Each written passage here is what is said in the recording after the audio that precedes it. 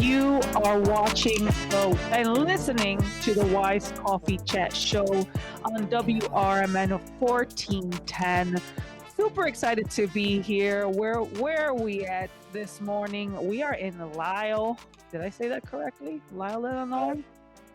I know where Naperville is. Okay. Well, we're in Lisle, Illinois. We're actually going to be interviewing Mr. Christopher Gandy. And I'm super excited to bring him on the air. But for right now, I have a co-host that is actually one of my students, you guys. So while we're here, I thought it would be fun to bring him on the air and kind of just share a little bit about his experience so far. He is currently a student at Illinois Media School. I am. And he graduated with a communications degree from the University of Alabama, right? Yep. And now that you are here, you're with me every Monday, helping on WRMN. So tell the listeners, how has your experience been so far? Yeah. Good morning, everyone. My experience has been great. Jennifer is an amazing host. She has an amazing show, and I'm guessing the viewers are just absolutely fantastic. And the experience is just amazing. We go to different places. I started off my first time with you going to the Puerto Rican bakery. Oh yes, Peruvian Pardon bakery. me. Yes. So, no, I got to do everything. I was, doing the camera. I was running, computer, and doing everything all at once. And it gave me that experience to just, continue the motion going forward. And I was, I really enjoyed it. And just getting to experience different things every week, especially like the business summit, that was massive. Yes. It was just not just a blast, but just an amazing learning experience, how to do everything correctly, how to line everything up, how to get something into position when it's more of an open shot. So, and this is, more of an experience this is more than I've ever gotten out of here than I did in Alabama. Oh, wow. So far you've been helping out on radio station shows. You've been doing podcasts. What else have you been doing? I have my own show now called The Fifth Quarter. Shameless plug. Go for it. I help Alex with the ZX show. I also help, I go on Blow the Whistle every now and again. I travel with Jennifer here everywhere on every Monday. Our show. We have you're gonna start a new show with Glenetta. Well, yes, so I'm gonna start. Sorry, Glenn. We're gonna start a new show with Glenetta, G&A, and I'm pumped. I'm getting so much experience out of this, Good. and I'm loving every moment of it. I love that, and I think it's nice to always have students and just come and help out and support. So I definitely appreciate you coming and being with us every week on the show, right? Because it's a lot of fun doing the Wise Coffee Chat Show, right? It is, absolutely. So I'm sure the listeners are nosy. What's the most funniest thing that's happened so far working with me? It's okay. Put me on blast. Well, we were testing the mics actually about 10 minutes earlier, and we were talking, and our cameraman Bilal over here was saying, "Hey, the sound is low," and we were like, "Okay, what's going on? What's going on? What's going on?" And turns out she just needed to flip the on switch. Yeah. So. So if anyone knows me, I will make mistakes. And I was like, you know what, guys, it's all right. When you're in media, when you do radio, when you do TV, when you do anything related to podcasting, anything with tech, there's always going to be difficulties. Absolutely. Always. I give her a hard time too. Yeah, no, it's fine. My students, I appreciate having my students here. My students, I'm sure they appreciate being here and getting this experience. So we're super excited. And I know that our guest will be here shortly. And then when he comes, we're going to get to know him more. So who's been your favorite guest so far on the show? Honestly, of all the times that I've been here, I'd say everyone.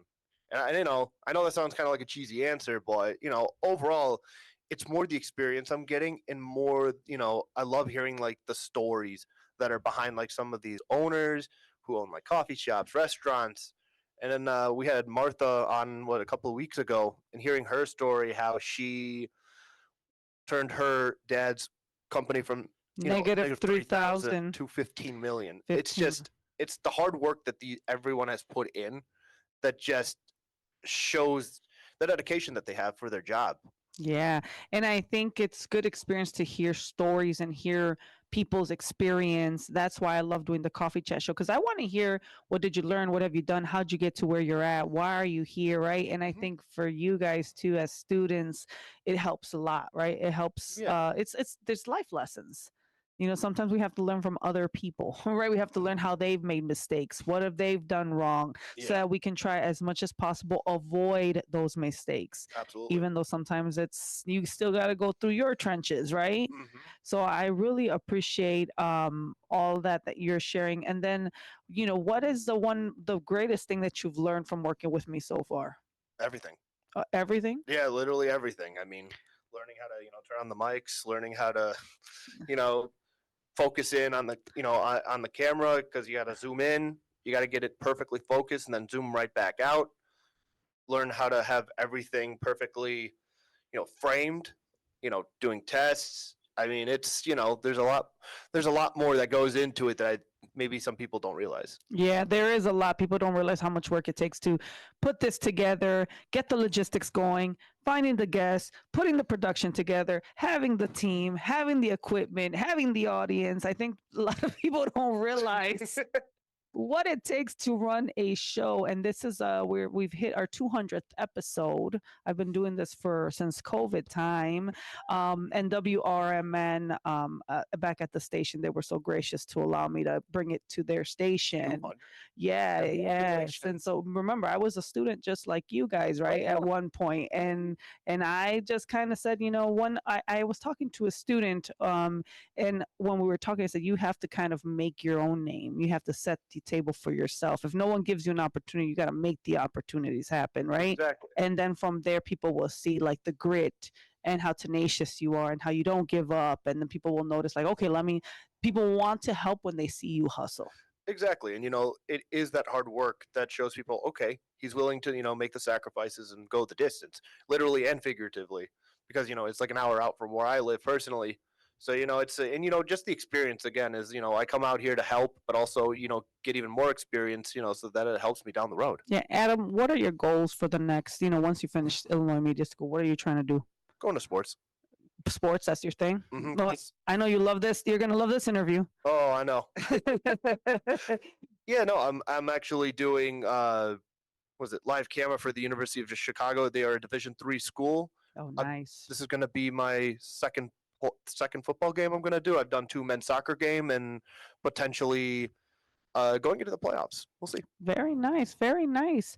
So I definitely think that I love the fact that I have students here and supporters here and everyone's watching. And I know that we're excited to bring, Christopher, who's going to be our guest on the show. But I really appreciate you being so dedicated and coming every week and showing up to events, and you're always willing to help. So that just makes it's exciting for me as an instructor to see students, and I'm sure anyone that has ever taught, like, students actually learning, right? Students actually implementing what you're teaching them, right? And I love it. That's why I think deep down that's why I love being a teacher. That's why I love being a coach, right? And I appreciate you, having me out. Like it's just all the experiences being in different places. Again, getting the experiences behind the camera, in front of the camera, even going live right now.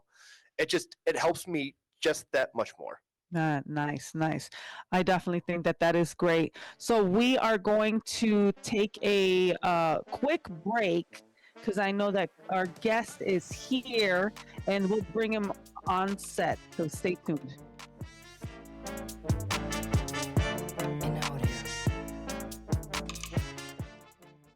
If you turned 65 recently like me, it's important you find a Medicare Advantage plan that gives you the coverage you're looking for. But finding one can be difficult. The best thing I did, and I suggest you do the same, is call a licensed insurance agent and let them walk you through your Medicare Advantage plan options. There are so many benefits you have access to, so make the call now and let the representatives explain everything to you. Our licensed insurance agents can offer you a variety of Medicare Advantage plans. Plus, the call is free, the information is free, and there's no obligation to enroll. We're here to make it easy for you to select a Medicare Advantage plan that may work for your needs. Finding a Medicare Advantage plan can be easy if you do what I did. Make a quick call right now to learn more. Thank you. 800-433-3082. 800-433-3082. 800-433-3082. That's 800-433-3082. Looking for expert care in orthopedic or spine surgery?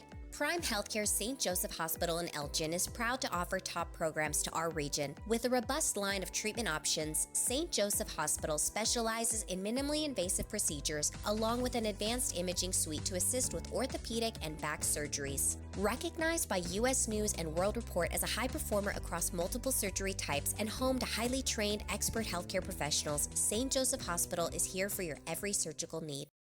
Nobody had to tell your grandparents not to drive while using their typewriters. Why should it be any different for us kids and our cell phones? Distracted driving was the cause of more than 3,000 deaths in 2022. Come on, we're smarter than this. Let's put down the phones and focus on the roads. Drive safe, everybody. Don't drive distracted. A message brought to you by the National Highway Traffic Safety Administration, Project Yellow Light, and the Ad Council. Most people out here think that taking care of one another is important. And most people would step up for a neighbor going through a tough time. Most people around here help out friends and family when they need it. But the funny thing is, most of us won't look for help when we need it. If you're struggling with mental health, you should know that there are resources out there that can help. And it's okay to talk about it if you need to. One place to get started with information is loveyourmindtoday.org. Loveyourmindtoday.org offers a range of guides, instructions, and insights for dealing with difficult situations or getting through a tough time.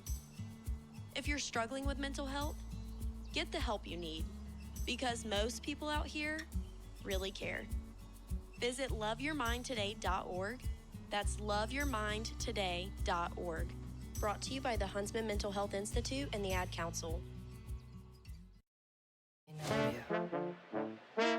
All right, we are live. You are watching and listening to the Wise Coffee Chat Show on WRMN 1410, and we are super excited to have Christopher here with us on the mic, on the show. How are you, sir? Good. Good. Dealing with a little bit of traffic. Hey. That's okay. It's Chicago. This is Chicago. We're used to that. We're used to that. Midwest. So I'm excited. I know the students are excited to have you here and learn about your story and how you became this massive guru, right? We saw you at the business summit a couple of weeks ago at the accelerator at the Matrix Club, and you did a great job on stage. So take us back. How you're in the finance world, right? I am. And you help people retire and live the lifestyle that they desire, correct? Yes. But before that, you also were a basketball player, correct? That is what I did for a living for a small period of time. Yes. Nice. So take us back. Like, what made you go into the from basketball to the finances? Well, most people don't realize that, in sports that basketball for sports is a dream with a deadline. So eventually it has to come to a close. Yes. Why we don't see 50 and 60-year-old basketball and professional athletes. And so the next chapter of your life needs to be something that is meaningful and purposeful for yourself and your family. Mm-hmm. And most athletes have to figure out what's going to give them the juice, right? What's going to give them the excitement, the same excitement that it did in sports. And for me, it was numbers and the idea of building something that was significant and impactful in my community. And so I sought out to try to do that. Nice. And you went to UIC, correct? No, no, no, Or no, no. UFC? Oh my God! Then you I went went to U of I in you. Champaign, Illinois, the Don't beat orange me and up. blue. Don't beat me up. Don't beat me. I went to the orange and blue, ILL. I'm sorry. I went to UIC. So Okay, it's okay. We so- beat y'all a couple times okay, every okay. year. It's okay, I'm though. sure. I don't know. I don't It's know okay. too much about Don't the worry about it. Flames. All right. I was just a student there. Yeah, Okay. it's okay. So you also played college basketball, and you went for a communications degree, I correct? did. So I went to the University of Illinois with the idea that I wanted to be an astronomer. I wanted to read the stars and figure Oh out wow. what to do with the clouds, and I wanted to be a weatherman. And Okay. then shortly after that, I got a hunch that I wanted to fly jet airplanes, and that was always my dream, is to fly, the F-15 jets, until they told me I was too big because they're pre-made. So if you're over 6'2", you're not flying the jets. Oh wow. You can be in one of the bomber pilots or something like that, but you're not actually flying the jets.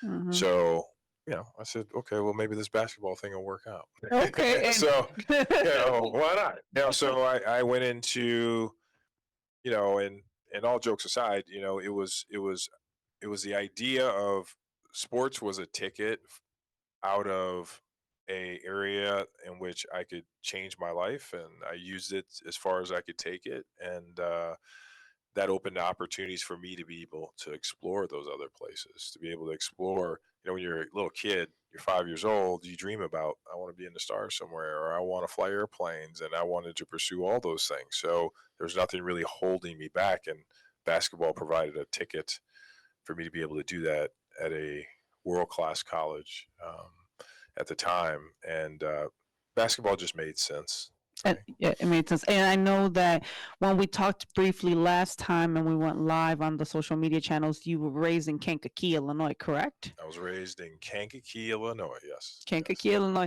So was basketball your thing growing up also at that time? No, baseball. Baseball was I your had a thing. scholarship to go play baseball Really? at a smaller school, but baseball was my first love. It's quite frankly, kind of still is, because I didn't want to go down the path that people thought I should go down just because you're tall, right? Because you're tall, you should go down the path and play basketball. I'm like, Mhm. no. My uncles played basketball, and they played in a junior college, and they were pretty good. Mhm. Um, and I wanted to figure out, I wanted a different path. I've Mhm. always been one to challenge the status quo in whatever I do and wherever I'm at. So I wanted to be able to do that with basketball. So eventually, basketball chose me because Basketball chose you. I love I grew that. 7 inches in one summer. Oh So wow. it was like, are you going to keep playing baseball? I said, I'm going to play baseball. Maybe I'll try this basketball thing. And they said, just give it a try. And the Yeah. first couple years, I wasn't. I did that in grade school. I wasn't very good. And so, if your listeners are listening, or students are listening, or anyone's listening, is never give up on what you believe in yourself, because at the end of the day, if you believe it, you can manifest it, you can create it. And so at first, when we first started, I sat on the end of the bench of the B team. And if you know what the B team is, in seventh grade, they don't cut anybody. They either put you on the A team where they play, and the B team where you just run around and throw the ball wherever. I was on the B team, and I didn't even play on the B team. Mhm. So, and it was what it was. Over that next summer, I was like, okay, I can't let these kids keep making fun of me and that type of thing. So let me go work on learn how to play this game. And they were taller than me. There's a bunch of them were taller than me. I wasn't the biggest kid on the team, but I was fairly athletic, and so Mm. I got a chance to learn how to play the game. And then by my 8th grade year, it was clear that I was going to be better than them. Oh, that's And nice. then after that, it really became that the gap became larger as I went on to high school. And when I went to high school as a freshman, I was playing on varsity, so it was a clear gap between the kids that I had, quote unquote, they had teased me, made fun of me. You can't play. You're not very good, because I wasn't. But I just took it on myself to believe in myself and to believe in my dream of, what, I can do anything. I can create anything. The opportunity is here, and why not now? Why not me? So as a kid, did you ever see yourself you didn't see yourself playing for the NBA at all then, right? From the Not sound, even in college. you didn't even think you were going to be No. playing for the Bulls or the Spurs, or that was just not. And how did that land on your lap? The Really, basketball chose you. You said. it was a blessing. I mean, I looked at it every day. I get a chance to wake up and play a kid's game. I get paid to do it. It's a great thing. I get an education to do it. It's a great thing. So Yeah. it was a dream, and there was a key to get there. So through college, I was always really a student athlete. So I didn't play around with the academic part of it. I actually did what I was supposed to do, and so I was done. I had graduated by the time I was a senior, and I was taking some grad school courses. So I was done with my degree by then, and I thought I was done. But my Mhm. junior and senior year, um, I really got an opportunity with a new coach to go Mhm. out and show what I can do. And I mean, I had 4 years at the University of Illinois, 5 because I redshirted, but I really got a chance to kind of play into a new system my last Mhm. year. And Mhm. then my junior year kind of came along, and then my senior year was people were like, "Is that the same player?" And it was just in a different system. Oh So wow. that then allowed for people to say, "Oh, you know what? We'll take a look at him." And then so I got invited to a pre-draft camp, and then after the pre-draft camp, they liked me. I got a chance to work out with a bunch of teams, and then I remember I was sitting there watching the drafts. I'm like, maybe I get drafted. You know, I played Mhm. against some of these players they have in the top, the top 50. I might get a shot. I was watching the draft, but not really watching for my name. It's like maybe they'll call my name in the second round because I hired an agent. The agent goes, if they call your name, it's going to be somewhere in the second round. That's what we're thinking, somewhere around 57 or 58. I was like, okay, that's round. Okay, whatever. Just give me an opportunity. That's it. Mhm. And so they didn't call my name. So I'm like, okay, bet I'm gonna figure out what I'm gonna go do. In a couple weeks. I'm good with it. I was comfortable. I had made the decision that if basketball continued, great. If it didn't, so be it. I still get a chance to play. And my agent called me literally. By the way, the last pick of the draft that day was a guy by the name of Chris, like Gaffney or something. Okay. So the last pick, or the last one, the last two picks, they go like somebody picks Christopher because they elongated Christopher, Chris Gaffney from. I'm like, what? Like I'm thinking they're going to say Gandy, and actually my friends got really excited because they thought it was going to be me too, but it wasn't. Oh.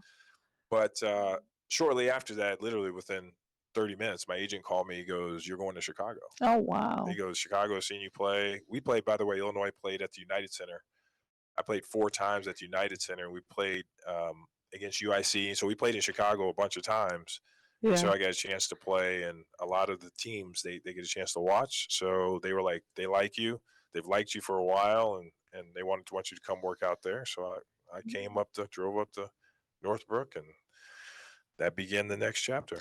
So how proud were you to be like Kankakee, born and raised Illinois, now playing for the Bulls? What was going on during that time? Well, I was starstruck. I mean, they had all the good players at that time. I mean, I just wanted to go play with them. Right? I mean, you think about a kid, you were like, I'm getting a chance to play with like the Michael Jordan. I'm getting a chance to play with this. I'm getting a chance to play with him. Well, we'll be right back. This is getting good, this conversation, so don't touch that dial. And you're watching WRBN 1410.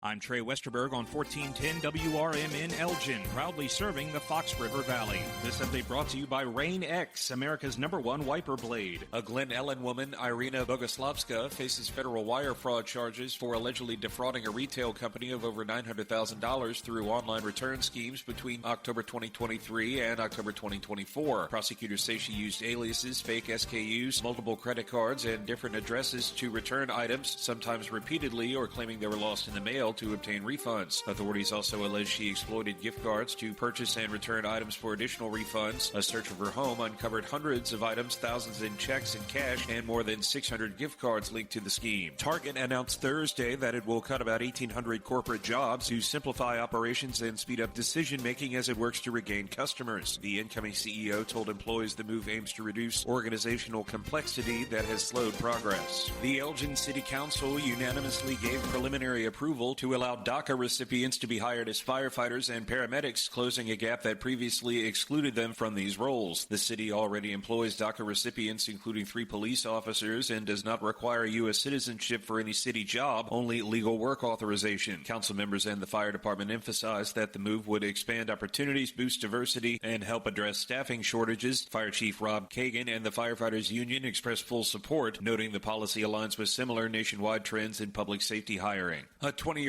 man and his mother helped subdue a 19-year-old man who stabbed the son outside of a Chick-fil-A in Oswego hours after the suspect killed a delivery driver inside the restaurant. Police say Darrell Lee Jr. broke into the restaurant early Wednesday, attacking delivery driver 52-year-old Tracy Land, who died at the scene. Later, Lee stabbed the maintenance worker outside, but the victim and his mother overpowered him. Lee now faces multiple charges, including first-degree murder, attempted murder, and armed robbery, and is in custody awaiting court. I'm Trey Westerberg on 1410 WRMN Elgin, proudly serving the Fox River Valley. Hey, at Total Wine & More, you'll love what you find this Halloween. Me thirsty. Oh, hey, Frankenstein. Did you enjoy that Cabernet? Oh, good. Want margarita? Well, all the villagers are raving about this tequila. Ooh. And we have it at the lowest price in town. Economical. With the lowest prices for over 30 years, you'll always find what you love and love what you find. Only at Total Wine & More. Drink responsibly, B21. What was that? That is business phone bliss with the Ooma Cloud Phone System. It handles all our voice, video, and messaging needs. You sound very... Calm? I am. Ooma has everything I need to handle the busy holiday season, like virtual receptionist, call routing, and video conferencing. And it starts at just $19.95 per month per user, plus taxes and fees. Ooma. Nice. Find your business comm at ooma.com/radio.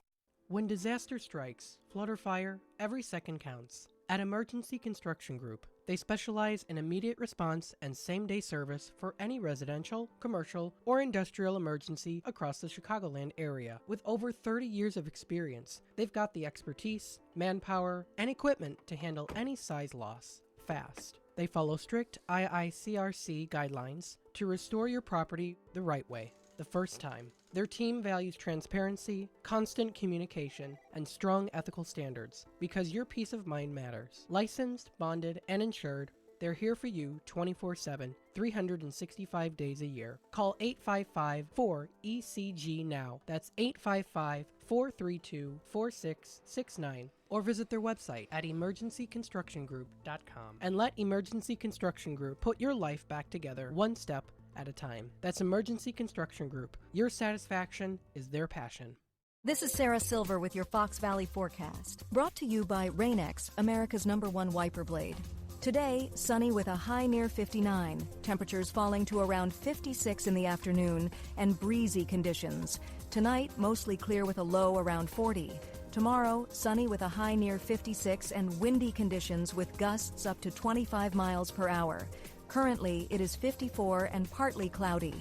I'm Sarah Silver on the Talk of the Town, WRMN. We know exactly what you're not thinking about right now. Wiper blades. But now that you are, take a moment to think about how Rain-X is the #1 brand of wiper blades in America. Why? Because Rain-X thinks about wiper blades all the time. We obsess, so you don't have to. Simply install our blades and then think about literally anything else. So choose Rain-X, America's #1 wiper blades, and then go back to not thinking about wiper blades. Rain-X, outsmart the elements. Okay, we are back, you guys. You are listening to the Wise Coffee Chat Show on WRMN 1410 AM. You could go to WRMN1410.com to learn more about the station and all the other shows that are there. But we are continuing the conversation with Mr. Christopher here. Chris, you were sharing with us, how you were so excited because you were playing with, all the big players. You're from Kankakee, Illinois, right? And then you're playing for the Bulls. So you were just sharing like your emotions. So tell us a little bit about that experience.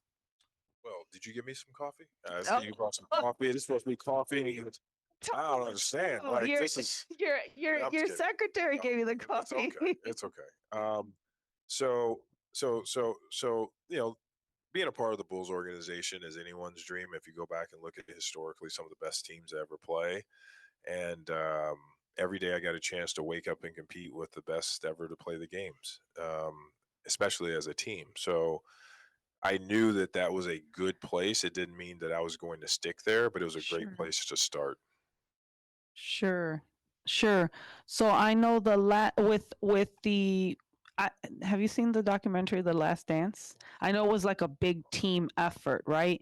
And I know the heat was on everybody to be the best. So did you feel that pressure from everybody? Who is he? Michael and that even guy. even the coach, right? Like in the documentary, it was like everyone felt the same pressure because it was like you guys all had to be great. Yeah. But most people don't realize that the people they play against and compete against every day, you don't hear a whole lot about. Those are us. Those are the other guys. See, they don't practice against each other. That's not how it works. Okay. So there's somewhere between 12 and 15, probably 15 to 20 people on the team. So there as a team, they're playing against. And so you're essentially playing an NBA game every single day. And so they have to actually fuel those guys. And you see people sitting behind the bench and they're dressed all nice. Yeah. Well, those are guys that are actually on the team. But there's only so many people on what they call the active roster. Sure. And so the active roster will carry 12 to 13, sometimes 11.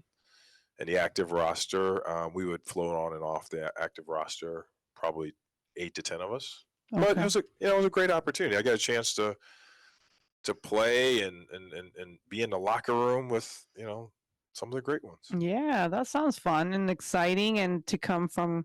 Yeah, I can only imagine, the feelings that, you're going through and the motions. And then, so now you did the NBA 97, right? It was the Bulls at 97. 97, I was with Chicago until the playoffs, and then I got cut or whatever for all practical purposes, just to whittle down the roster. And then that summer I went to San Antonio and worked out with them. And then later in the year, I worked out.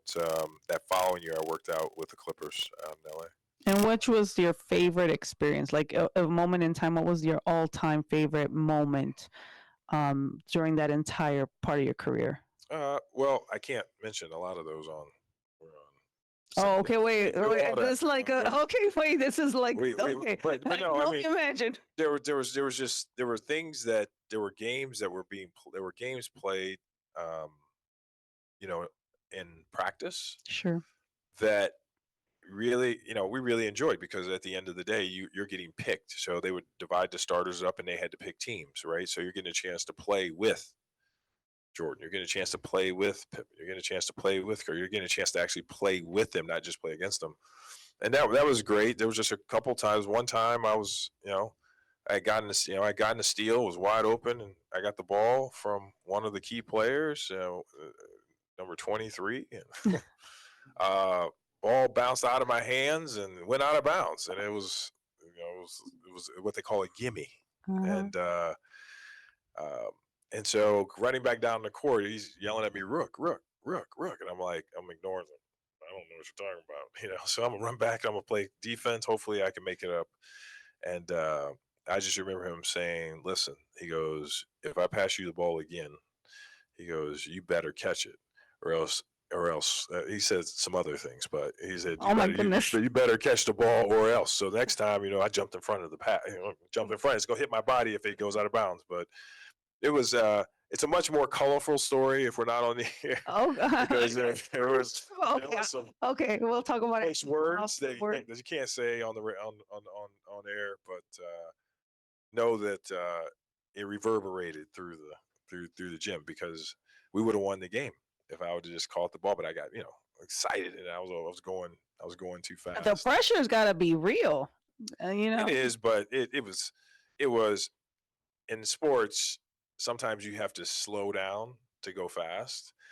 And again, I was super excited because I'm like, I'm getting a breakaway. I'm gonna get a chance to dunk the ball. I'm gonna show everybody, boom, we're gonna finish the game. And I just remember, and so I was already the ball was coming, and I was already gone when I Oh, should have been oh, there to catch the ball. So I was just just excited, just young. I mean, that yeah. happens. That's a great story, though, and some great insight, right? That we get to kind of hear. So now, with what you're doing the finances, right? So, what's the name of the company? So the Legacy Wealth Group, you can find it online, tlwgllc.com. So, like you said, after being a basketball player, you had to find something else, right? Another vehicle to continue what you're doing. Was the transition difficult from going from professional basketball into the financial world for you, or was it, how was that transition? Well, the transition was threefold. The first transition I had to make was being comfortable with not playing sports any longer for a career. And that's hard to do for a lot of athletes, but I had kept it in perspective in college because I never thought I was going to be playing a kid's game and making money doing it. So, at any point it came to an end, I was ready for it. So there was that part. And then there was the part about, well, what are you going to do that gives you that drive, that excitement, that you had when you came out of the locker room and 30,000 people were calling you was cheering, and you could smell the popcorn and you could smell the food, and people were, and you hear the band and the cheerleaders. I like, so all that, there is a rush that comes, and there's an adrenaline rush that it gives you. I mean, I can't describe it to you, but if you walk out of a locker room and like you come out and they have the firework doing all the crazy things and the lights are going and they're saying your name, all those things, there's a rush there. They call it a high, and it's a dopamine high, Dopamine hit, right? and it comes and it stays for a period of time. And so a lot of athletes have trouble after the game has left them figuring out how to get that same high or dopamine Mm, high. And so that's why you see a lot of athletes fall off, or they mhm, played for a long period of time, you don't hear from them anymore, or their next career you hear from them, but they're not doing equivalent, what I call equivalent to what they were doing in the world at that particular time. mhm. They're not making the money that they were making, so they get into a depression, a deep depression. That didn't happen with me because I always kept it in perspective. Oh, wow. And then the last piece really was trying to figure out where I can actually be popular and do something effective to help myself and my community was super important to me. Is, the legacy in our title of our name was very intentional. The idea was, let's leave the world a little better than we found it, Nice. because at the end of the day, we know when we were born, we don't know when we're going to leave, but whatever we leave in between it could be our legacy. So that's where it came from, and we kind of built it around financial stewardship, understanding money, helping people protect their assets, grow their assets, and really live their best life of themselves. Okay, so with all of that, that you're doing now, helping people, I'm sure you've seen it, right? A lot of people are like a check away from being homeless, right? Like you see I mean, I'm sure that financial literacy isn't very common. What are your thoughts on that? Since you're trying to give back and you're involved in the community, what are your thoughts revolved around that? I don't know how long we got, but so first well, you ask a very complicated question because one thing I didn't mention is I was a numbers nerd in school. I was big on numbers, so I tested out of math my second year in college. I was done, like with the most advanced math. Even in high school, I was done with math. Math has always been something, and in sports, what most people don't realize, basketball is played in angles. it's really numbers. Like if you look at the statistical data, you can start to realize how some people become successful and how some people don't. Right? You shoot from 12 different places on the floor, you're not going to be as successful if you shoot from two, and you're more efficient at that space because of just the law of numbers. And so, sports for me, I can play it in numbers in my head. Well, at the end of the day, I do the same thing now. And so, you ask a long question. I take that route to answer your question is that I understand numbers beyond numbers, like John, just the numbers. I understand them in a way where I can do insane math and make it make sense for people. They're like, how did you calculate that fast? And I'm like, I don't know, I just kind of see numbers a little bit different than most. And I think there's a part of this that is twofold. I think people need to take ownership of where they are, and whether it's good or bad. You mentioned people that are one check away from that. You know why that is because we lived over our means. I mean, if you think about it, like people have this idea of I want more, but again, until I can afford it, I'm gonna pretend that I actually got it because we live in that world where people's identity is based on what they have, and people need to check that at the door because that's nothing more than their ego talking, and they need to figure out, okay, if I make 30,000 a year, I'm going to live like I make 25. If I make $50,000, I'm going to live like I make 45. Like that kind of mentality, because as soon as someone gets a raise, they could be living paycheck to paycheck. They get a raise, they still live in paycheck to paycheck. How does that work? Right. And so, that narrative is you pay yourself first. That is the number one rule, no matter what happens. And then everything else will fall in line. But if you wait to the end of the month, too much money at the end of the month is good. Too much month at the end of the money is bad. People can write that down. Right? Wow. So Yeah. that's one of those things where, you pay yourself first. I mean, Uncle Sam gets paid first. And when you get your check, you see that money's gone, right? They didn't ask you. They didn't come to you and say, hey, by the way, you mind if we take some money out of your check? No, that's not how it works, right? They get paid first. So why don't you pay yourself first? Because you don't pay yourself first, nobody else will. And then the second thing is we really have to understand, you mentioned financial literacy. I'm working with a couple of congressmen right now. I was just in DC a couple weeks ago, and I challenged them on define financial literacy for me. Okay. And they said, well, it's education on finances. I said, no, it's not. I said, financial literacy has been a term that we have used in a way, and people now say everything's financial literacy. See, I don't think it's that. I think it's education. I think it's financial education on the basics, understanding debt, understanding the use of money, understanding how credit and compound interest works, the simple fundamentals. So I go back to sports. In sports, you learn how to dribble, pass, and shoot first. You don't learn the behind the back. You don't learn hook shots. You don't learn how to dunk the basketball. It's not what you do first. You learn the fundamentals. A lot of people never learn the fundamentals of money. And so I pride ourselves on teaching people, well, unteaching them bad habits, right? But teaching them the fundamentals of money, because you cannot build significant wealth for yourself or anybody else unless you learn the fundamentals. And some people out there doing crypto, doing all this other crazy stuff, and they don't even know how to dribble yet. It's like, you got to learn how to the basics. Yeah. So we're teaching people some advanced things, but if they don't know the principles, the basics, we got to go back to square one. Wow. So, if someone was listening, they're like, oh, I want to learn more, what would be like, do you do an assessment or how do you start working with somebody? So someone would go to our website or call in and say, hey, I want to talk to that Gandhi guy, the Bulls guy. And then what we would do is we'd set up an initial meeting. It's about 45 minutes where we ask you about your goals, dreams, what's important and why it's important. And then from there, we do an assessment to see where there's opportunity, where there's gaps, where there's opportunity to just enhance. Everybody says, I got somebody, or I'm doing this, I'm doing this. Well, then there's no reason not to make sure that it's not optimal, right? And so if we're not trying to improve, we're going backwards. And so everybody, I don't care who you are, needs to try to improve their position, because if we leave it up to the government, in the environment we're in, if we leave it up to the government to figure it out, we're going to be last, right? So we've got to do it differently. And that is my push. The idea of this organization is how many lives can we touch through education, empowerment, enriching lives, and helping them execute their dreams and their goals. Like, how do we do that? So those are our E's that we really focus on in our platform.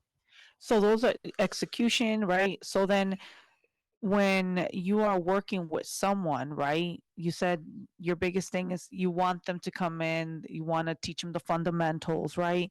Um, and then from there, then what, right? Like, is there other platforms or other ways that you help people? Because I know you do public speaking, right? You do, you do other things. You have a not for profit, if I remember correctly. Yeah, we have the Legacy Collective, right? So every dollar we make in our organization, we give back 10 cents back to the communities in which we serve. And so that's a big thing for us as we continue to move forward. Is you know, they say, there was a quote by Martin Luther King: "We are all bound together through one mutual strand of destiny. I can't progress unless my brothers and sisters progress." So that same concept is that I can't look across the street and see someone struggling, and I'm sitting over here on a hill like a king. That doesn't make sense Mm. if I see myself in them. So, some of that is just understanding that you have to uplift other people along the way, or else you're going to get there. And let me explain this to people: all kings have been overthrown.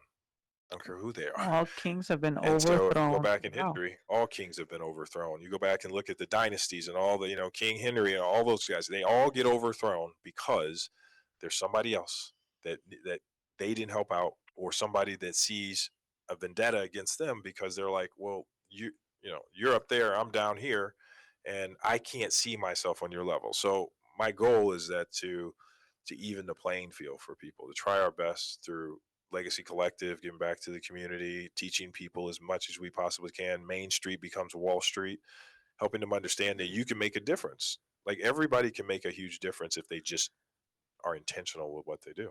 So since we're here and I have students here, what would be like one of your first main tips that they need to have? You know how like you listen to other like these gurus and they're like have $1,000 in savings. I forget what's his name, right? I think it's one of I can't even think right now. But like they all have little tips, right? What's like one of your biggest tips that you would tell, especially to like young people with their finances? My tip is simple. I don't got jargon. I don't have a whole lot of those things, but the one that I would tell every person, doesn't matter if it's your students or not, is save a small percentage of every dollar you make. I don't care what you do. So if you make $1, put 25 cents aside. And you're like, that's not very big. It does not matter, right? It all moves, because you're either moving forward towards your objective or you're moving backwards. There is no in between. That's it. So if you think about it, I'm either going to move closer to my objective and what I want in life, or I'm going to move further away. And every decision you make dealing with money is either moving you closer or further away. And I think if people start to think about that, like, wait a minute, that Range Rover I always wanted to get, I'm gonna go ahead and get that, right? Is it moving you closer to your objective of being financially independent, or moving you further away, and now you're going to be dependent on somebody else or something else for your way you live? So if everybody saves, and everybody can do that, it doesn't matter if you make $25, it doesn't matter if you make it doesn't matter, right? You can always save. And let me put it like this: no one lives in a bubble, and so we all spend money on silly, dumb things that we shouldn't. Regardless, I drive by Starbucks all the time, and the line's always long. I drive by Dunkin' Donuts, the line's always long. I drive by places and I see things, and I'm like, I wonder if they actually thought about not doing that. And not, maybe you don't go to Starbucks every day. Maybe you go every 3 days. Maybe you go every 2 Once a week. Yeah. So I think people are living on, but again, this is not that. I want people to have an experience when they have a conversation with us, is that experience is the best financial experience they've ever had. Whether we can help them or direct them or whatever, the idea of it is we've impacted their life in a positive way. Wow, that's powerful, and I hope that the students here are taking notes as you're talking, right? So, what are the next things that are coming up for your organization? What are some future projects that you're working on, or some things that you got, going cooking, right now? We always cooking. We always cooking something. So um, I am the incoming president for the National Association of Insurance and Financial Advisors in DC. So just like the AMA has the American Medical Association, where all the doctors have to have their credentialing and everything, um, we have a national committee for insurance and financial services. So everybody who's in financial services Mm. has to do continuing education and ethics and those things. That comes from my organization. That comes from the organization in which I volunteer for. So I've spent 20 years within the organization in different roles. And in 2026, I'll take over as the president of the association. So we have Oh, wow. 30 some odd thousand members or something insane like that, with every company you can think of on our, in our bandwidth. And so it's a real responsibility for me, is because one, it's the first diverse person they've ever had since Oh. 1850. Oh, wow. And number two is that the time is now and the initiative is now for us to create new experiences around the world.